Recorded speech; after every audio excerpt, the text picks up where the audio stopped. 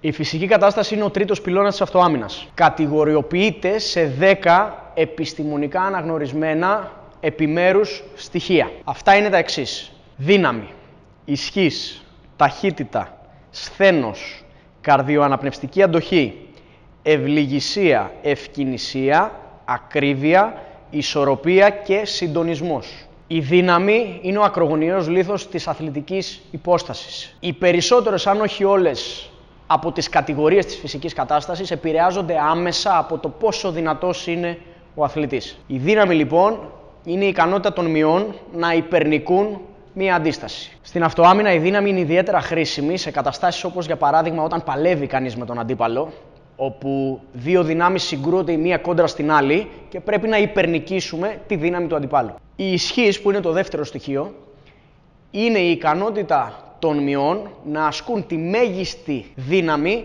στον λιγότερο δυνατό χρόνο. Με άλλα λόγια, η εκρηκτικότητα, η επιτάχυνση, το πόσο γρήγορα μπορούν οι μυς να καταφέρουν να φτάσουν στη μέγιστη δύναμη. Αυτό το στοιχείο είναι πάρα πολύ σημαντικό όταν χτυπάμε. Η δύναμη παίζει τεράστιο ρόλο στην ανάπτυξη της ισχύως. Η δύναμη και η ισχύς αποτελούν, κατά τη γνώμη μου, τα δύο σημαντικότερα στοιχεία της φυσικής κατάστασης. Είναι ο ακρογωνιαίος λίθος της φυσικής κατάστασης. Εάν είμαι δυνατός, μπορώ να τρέξω γρήγορα, μπορώ να πηδήξω ψηλότερα, μπορώ να χτυπήσω πιο δυνατά και ούτω καθεξής. Ταχύτητα. Με άλλα λόγια, η ελαχιστοποίηση του χρόνου για την εκτέλεση μιας κίνησης. Είναι προφανές πως όσο πιο γρήγορος είναι κανείς, όσο πιο γρήγορα μπορεί να εκτελέσει ό,τι και αν είναι αυτό που εκτελεί, τόσο το καλύτερο. Επόμενο στοιχείο είναι το σθένος.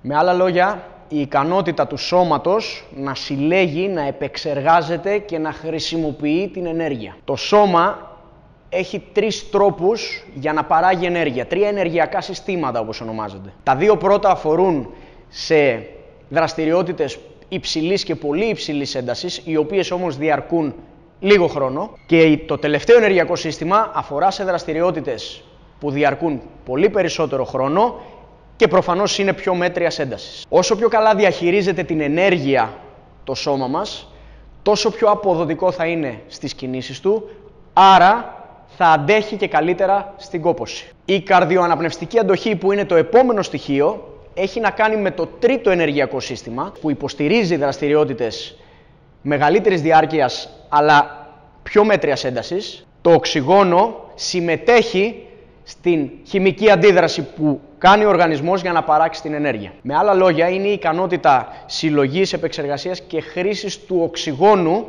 ως μέρος της καύσης παραγωγής ενέργειας από τον οργανισμό. Τώρα, δεδομένου του ότι σε καταστάσεις αυτοάμυνας συνήθως η μάχη δεν διαρκεί πάνω από 20 με 30 δευτερόλεπτα, η αερόβια αντοχή, δηλαδή η καρδιοαναπνευστική αντοχή, μάλλον είναι δευτερεύουσα σημασίας. Όμως, αν θέλουμε να έχουμε ολοκληρωμένη φυσική κατάσταση, καλό είναι να την έχουμε επίσης ανεπτυγμένη, διότι ας πάρουμε το εξής σενάριο. Κάποιος βρέθηκε αντιμέτωπος με 2 ή 3 αντιπάλους, κατά τη διάρκεια της μάχης αποφάσισε να γυρίσει και να διαφύγει τρέχοντας, τον κυνήγησαν, βρέθηκε σε ένα διέξοδο ή δεν κατάφερε να διαφύγει, οπότε πρέπει να γυρίσει να αμυνθεί ξανά εκ νέου. Το καρδιοαναπνευστικό σύστημα ήδη έχει αναλάβει δράση, ήδη τροφοδοτεί τον οργανισμό με ενέργεια, αλλά είναι πολύ σημαντικό σε μια τέτοια σπάνια αλλά εφικτή περίπτωση να είναι ανεπτυγμένο προκειμένου να βοηθήσει τον ασκούμενο. Η ευληγησία είναι η επίτευξη του μέγιστου βεληνικούς κίνησης της αρθρώσης. Για παράδειγμα,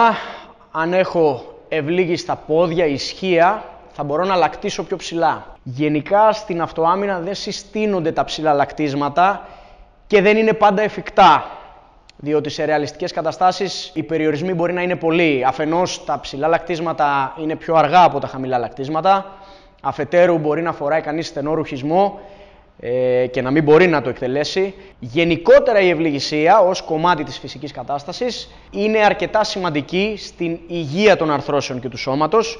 Γι' αυτό, ασχέτως αν θα τη χρησιμοποιήσουμε ή όχι σε μεγάλο βαθμό στην πραγματική ζωή, στην αυτοάμυνα, είναι καλό, είναι θεμιτό να δουλεύετε στην προπόνηση. Η ευκινησία είναι η εναλλαγή μοτίβων κίνησης, η μετάβαση από ένα μοτίβο κίνησης σε ένα άλλο στο γρηγορότερο δυνατό χρόνο. Για παράδειγμα, κινούμε προς μία κατεύθυνση, αυτομάτως κινούμε προς μία άλλη. Προσπάθησα να χτυπήσω τον αντίπαλο, την ίδια στιγμή εξαπέλυσε ένα χτύπημα προς εμένα, άρα πρέπει να κάνω μία αποφυγή και ούτω καθεξής. Το επόμενο στοιχείο είναι η ακρίβεια.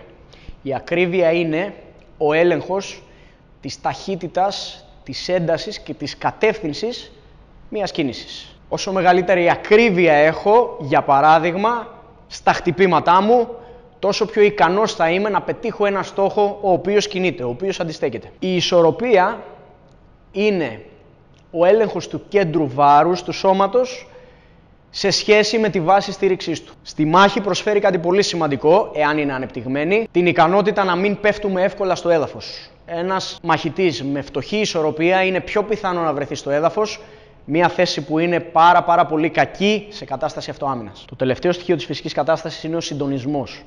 Ο συντονισμός είναι η ικανότητα συνδυασμού δύο ή περισσότερων μοτίβων κίνησης, διαφορετικών μοτίβων κίνησης, σε ένα. Το σώμα να μπορεί να εκτελεί πολλές διαφορετικές κινήσεις ταυτοχρόνως. Για παράδειγμα, σε πάρα πολλές περιπτώσεις, το ένα άκρο καλείται να κάνει μια αμυντική κίνηση, μια εκτροπή σε ένα χτύπημα, ενώ το σώμα καλείται να κάνει την αντίθετη κίνηση, δηλαδή να φύγει από την ευθεία του χτυπήματος, ενώ το άλλο χέρι μας θα πρέπει να ανταποδώσει ένα χτύπημα. Άρα έχουμε τρία διαφορετικά μοτίβα κίνησης σε ίσως ταυτόχρονο, αν όχι πολύ κοντινό μεταξύ τους χρόνο. Κάποια από τα στοιχεία της φυσικής κατάστασης βελτιώνονται μέσω της εκγύμνασης. Με άλλα λόγια, με οποιαδήποτε δραστηριότητα βελτιώνει την απόδοσή μας μέσω μιας μετρήσιμης αλλαγής. Πρωτεύον παράδειγμα είναι η δύναμη.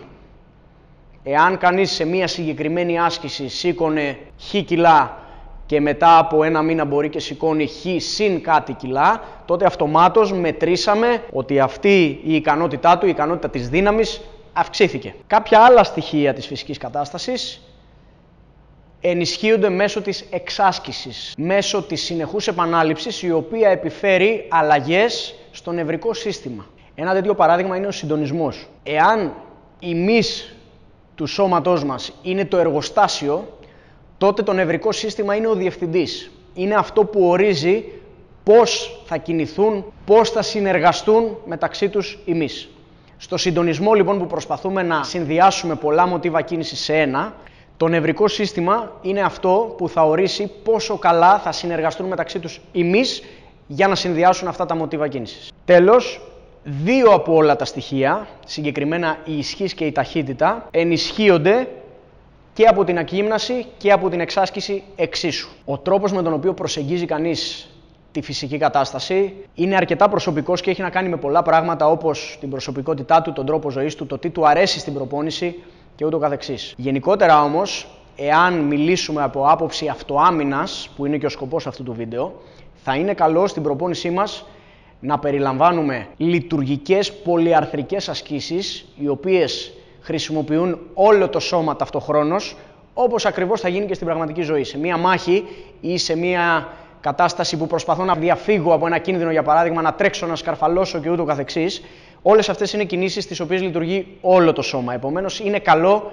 στην προπόνηση να υπάρχουν πολυαρθρικές λειτουργικές κινήσεις που βοηθούν το σώμα να πετύχει αυτούς τους σκοπούς. Τα ωφέλη της άσκησης και της ανάπτυξης της φυσικής κατάστασης είναι πολλά. Τα προφανή είναι φυσικά η καλύτερη υγεία, η καλύτερη ποιότητα ζωής. Ένα άλλο πολύ σημαντικό όφελος είναι το ότι όσο πιο καλή φυσική κατάσταση έχει κανείς και συγκεκριμένα όσο περισσότερο δυναμώνει κανείς, τόσο πιο ανθεκτικός γίνεται στους τραυματισμούς. Τόσο μέσα στην προπόνηση, όσο και στην πραγματική ζωή. Η άσκηση κατά τη διάρκεια ενός μαθήματος αυτοάμυνας μας επιτρέπει να αυξήσουμε τους καρδιακούς παλμούς, να επιφέρουμε κόπωση στους μυς, έτσι ώστε να προσομοιώσουμε κατά κάποιο τρόπο το στρες που θα υπάρχει σε μια πραγματική κατάσταση αυτοάμυνας. Δυστυχώς, μέσα σε ένα φιλικό περιβάλλον όπως είναι αυτό μιας σχολής αυτοάμυνας, είναι αδύνατο να δημιουργήσουμε πραγματικό κίνδυνο, πραγματικό αίσθημα κινδύνου. Όταν υπάρχει πραγματικός κίνδυνος, η τεχνική μας κατάρτιση, οι μαχητικές μας ικανότητες,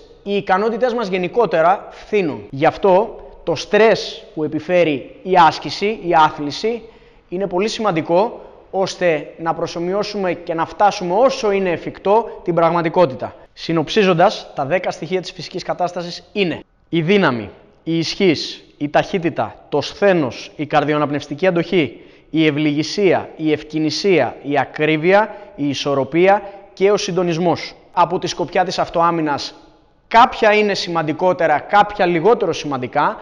Είναι όμως θεμιτό να τα έχουμε όλα ανεπτυγμένα. Στο επόμενο βίντεο θα μιλήσουμε για τον τελευταίο, τέταρτο και τελευταίο πυλώνα της αυτοάμυνας, που είναι οι μαχητικές ικανότητες.